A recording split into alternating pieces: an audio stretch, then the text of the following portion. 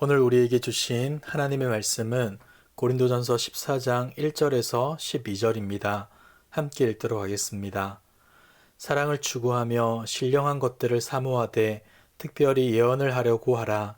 방언을 말하는 자는 사람에게 하지 아니하고 하나님께 하나니 이는 알아듣는 자가 없고 영으로 비밀을 말함이라. 그러나 예언하는 자는 사람에게 말하여 덕을 세우며 권면하며 위로하는 것이요 방언을 말하는 자는 자기의 덕을 세우고 예언하는 자는 교회의 덕을 세우나니 나는 너희가 다 방언 말하기를 원하나 특별히 예언하기를 원하노라. 만일 방언을 말하는 자가 통역하여 교회의 덕을 세우지 아니하면 예언하는 자만 못하니라. 그런즉 형제들아 내가 너희에게 나아가서 방언을 말하고 계시나 지식이나 예언이나 가르치는 것으로 말하지 아니하면 너희에게 무엇이 유익하리요. 혹 필이나 검은고와 같이 생명 없는 것이 소리를 낼 때에 그 음의 분별을 나타내지 아니하면 필이 부는 것인지 검은고 타는 것인지 어찌 알게 되리요. 만일 나팔이 분명하지 못한 소리를 내면 누가 전투를 준비하리요. 이와 같이 너희도 혀로서 알아듣기 쉬운 말을 하지 아니하면 그 말하는 것을 어찌 알리요. 이는 허공에다 말하는 것이라.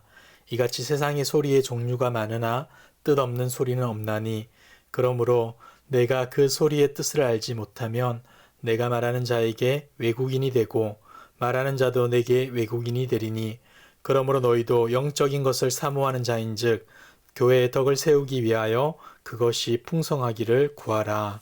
아멘. 바울은 14장을 시작하면서 이렇게 말씀합니다. 1절입니다. 사랑을 추구하며 신령한 것들을 사모하되 특별히 예언을 하려고 하라.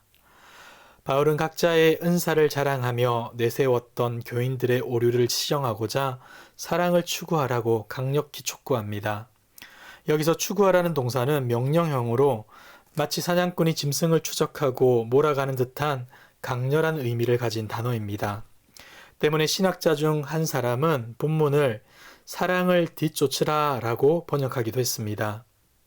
각자의 은사를 자랑했던 교인들이 더 우선적으로 추구해야 할 것이 사랑이라는 점을 강조한 것이죠. 이어 바울은 신령한 것들을 사모하라고 요청합니다. 사모하라는 집요하게 추구하다는 뜻으로 신령한 은사를 추구하는 것이 성도에게 매우 중요하다는 것을 알려줍니다. 그리고 곧바로 특별히 예언을 하려고 하라 라고 말을 하는데 이것은 조금 이상해 보입니다. 은사를 자랑하지 말라고 말했던 바울의 앞선 주장과 모순되어 보이기 때문입니다. 특히 5절까지의 내용을 자세히 살펴보면 방언과 예언을 비교하며 예언이 더 낫다고 평가하곤 합니다. 여러분이 생각하기에 바울은 왜 이렇게 말할까요? 이 당시 고린도 교회 안에서 방언이 더 신령한 은사라 여겨졌기 때문일까요? 그렇지 않습니다. 5절까지의 내용을 정리해 보자면 이러합니다. 방언은 하나님께 하는 말로써 영으로 비밀을 말합니다. 그래서 사람들은 알아들을 수가 없는 것이죠. 하나님과의 깊은 영적 교제를 나눈다는 의미에서는 개인적으로 유익할 수 있겠지만 통역하는 자 없이는 교회에 어떠한 유익도 주지 못하는 것이 특징입니다. 반면에 예언은 사람에게 하는 말입니다. 알아들을 수 있기에 사람들에게 덕이 되기도 하며 권명과 위로를 줄 수도 있습니다. 이처럼 예언은 교회의 덕을 세우는 은사라 말하고 있죠. 여러분, 바울이 의도하는 바가 무엇입니까? 어떻게 보면 은사의 순위를 매겨 급을 나누는 듯한 인상을 주고 있지만 그것은 주된 목적이 아닙니다. 분명 바울은 방언과 비교해 예언이 더 나은 은사라 말하지만 우리는 더 나음의 이유가 어디에 있는지를 보아야 합니다. 어디입니까? 바로 사랑을 추구하는 데 있습니다. 하나님의 뜻을 전하는 예언을 통해 성도들을 권면하고 위로하기에 사랑하며 교회가 하나 되는 것에 힘쓰기 때문에 더 나은 것이라 칭하는 것이죠. 만약 예언을 말한다 할지라도 그 안에 사랑이 없다면 그것은 아무것도 아닌 게 되는 것이죠.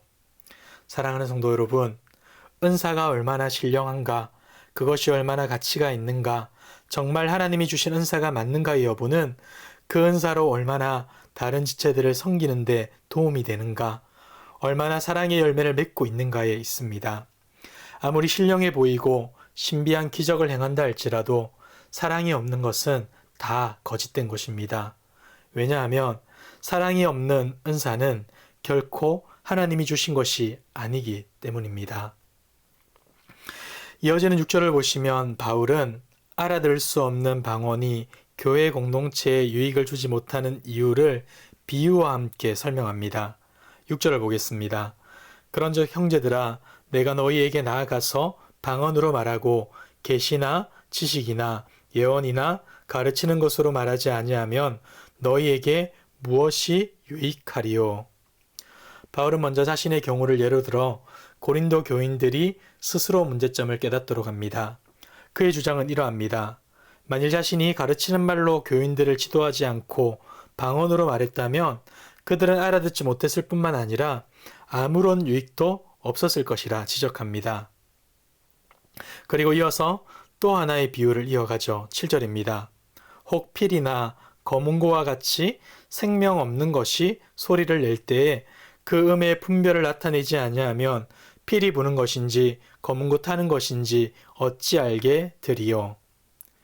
이 비유는 피리와 거문고와 같은 생명 없는 악기에 관한 것인데, 이것은 분명 고린도전서 13장 1절에서 이미 언급한 바 있는 소리나는 구리 그리고 울리는 꽹과리를 연상케 합니다. 바울은 지금 방언과 예언을 대조하면서 악기들이 올바른 음을 내지 않으면 어떤 악기를 연주하는지 알 수 없는 것과 마찬가지로 다른 사람이 이해할 수 없는 말, 곧 방언을 말한다면 그것은 올바른 음을 내지 않는 악기와 같이 무의미함과 동시에 소음이 되어 다른 사람들의 신기를 불편하게 만드는 것일 뿐 타인에게 하등의 유익이 되지 못함을 드러내고 있습니다. 물론 이것은 방언이라는 은사 자체에 대한 비난이 아니라 교회의 덕을 세우는 원리를 배제한 방언의 사용에 대한 비난입니다. 바울은 이어지는 8절에서도 또 다른 비유를 들어 이 점을 더욱더 분명히 합니다. 8절을 보시죠. 만일 나팔이 분명하지 못한 소리를 내면 누가 전투를 준비하리요? 여기에서 바울은 나팔 소리를 예를 듭니다. 고대 사회에서 나팔은 백성들로 하여금 전쟁에 예비하여 무장하게 하는 신호로 부는 것이었습니다. 또한 알려진 바에 따르면 나팔 소리는 진격과 후퇴를 알리는 중요한 표시이기도 했습니다. 그런데 만약 이런 군대의 나팔 소리가 군사들이 알아들을 수 없는 선율로 울려 퍼지거나 그 소리가 불분명하다면 어떠하겠습니까? 결국 이 나팔 소리는 전쟁에 아무런 도움이 되지 못할 것이며 어쩌면 군대를 혼란스럽게 만들어 패배로 몰아갈지도 모르는 일입니다. 바울은 여기서 방언이 바로 불분명한 소리를 내는 이런 전쟁 나팔과 유사하다고 말하고 있는 것이죠. 사실 방언을 말하는 자는 복음의 가장 중요한 진리들을 말할 수도 있습니다. 그리고 하나님과 관련된 신비로운 지식을 선포할 수도 있습니다. 그러나 정작 그것이 사람들이 알아들을 수 없는 말이라면 교회에 무슨 유익을 끼칠 수 있겠습니까? 바울은 9절에서 방언의 이러한 특징에 대해서 다시 한번 진술하기 시작하는데, 이와 같이 너희도 혀로서 알아듣기 쉬운 말을 하지 아니하면 그 말하는 것을 어찌 알리요? 이는 허공에다 말하는 것이라. 이것은 전적으로 쓸데없이 말한다는 뜻으로 방언이 그것을 듣는 사람에게 아무런 영향도 주지 못하기에 무익하다 말해줍니다. 그리고 10절을 보시면 세상에 여러 종류의 소리, 즉 언어가 있지만 뜻없는 소리는 없다고 말을 해줍니다. 이 말을 하는 것은 모든 언어가 다 나름대로의 의미가 있겠지만 알아들을 수 없는 언어는 무익하다는 겁니다. 이와 같이 방언 또한 그 자체는 분명 의미가 있겠지만 알아듣지 못한다면 이 역시도 무익하다는 뜻입니다. 그래서 11절에서 이렇게 말하는 것이죠. 그러므로 내가 그 소리의 뜻을 알지 못하면 내가 말하는 자에게 외국인이 되고 말하는 자도 내게 외국인이 되리니. 여기서 사용되는 외국인이라는 단어의 어원은 야만인, 미개인으로부터 나왔습니다. 헬라 세계가 중심이었던 이 시대 헬라인들은 헬라어를 알지 못하는 이들을 향하여서 야만인이라는 호칭을 사용하여서 자신들의 우월함을 드러내곤 했습니다. 이러한 사실을 염두에 두고 있던 바울은 고린도 교인들이 자랑하였던 방언이 오히려 서로가 서로를 야만인으로 만들어버리는 도구로 전락하였다고 풍자적으로 지적하고 있는 것입니다. 사랑하는 성도 여러분, 하나님께서 우리에게 주신 각종 은사들은 분명한 목적이 있고 의미가 있습니다. 하지만 그 목적이나 의미가 전달되지 않는 상태에서 행해질 경우 그 은사들은 아무 의미가 없게 되는 것입니다. 어쩌면 공동체의 하나됨을 저해하고 말 것입니다. 그래서 바울이 말하는 것이죠. 서로가 서로에게 외국인이 되고 말 것이다 라고 말이죠. 말씀을 한번 정리하겠습니다. 오늘의 본문 12절을 보시면 분명히 그러므로 너희도 영적인 것을 사모하는 자인즉 교회의 덕을 세우기 위하여 그것이 풍성하기를 구하라 라고 말했습니다. 은사를 잘못 사용할 때가 문제지 그렇다고 해서 은사 자체를 구하지 말라는 뜻은 결코 아니라는 겁니다. 분명한 목적과 의도, 즉 교회의 덕을 세우기 위해서 풍성한 은혜를 구해야 한다는 겁니다. 은사는 말 그대로 하나님이 주시는 선물입니다.